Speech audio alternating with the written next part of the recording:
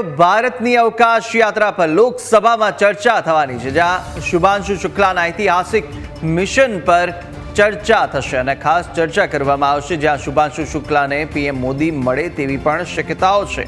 અવકાશ યાત્રી શુભાંશુ શુક્લા રવિવારે વહેલી સવારે ભારત પરત ફર્યા હતા। દિલ્હી એરપોર્ટ પર મોટી સંખ્યામાં લોકોએ તિરંગો લહેરાવી અને ઢોલ વગાડીને ભવ્ય સ્વાગત કર્યું હતું।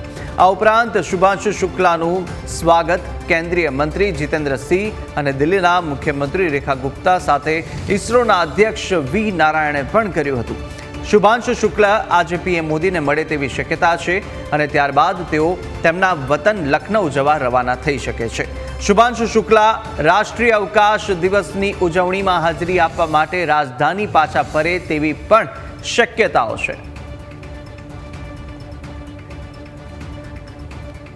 તો શુભાંશુ શુક્લા કે જેઓ ભારત આવ્યા છે અને સાથે દિલ્હી પર તેમનું ભવ્ય સ્વાગત કરવામાં આવ્યું હતું। દિલ્હી એરપોર્ટ ખાતે સીએમ રેખા ગુપ્તા ઉપસ્થિત હતા, તો સાથે કેન્દ્રીય મંત્રી પણ તે દરમિયાન હાજર હતા અને સાથે તેમનું ભવ્ય એવું સ્વાગત કરવામાં આવ્યું। મહત્વનું છે કે લોકસભામાં પણ અવકાશ યાત્રીને અને અવકાશ મિશનને લઈને ચર્ચાઓ થઈ શકે છે।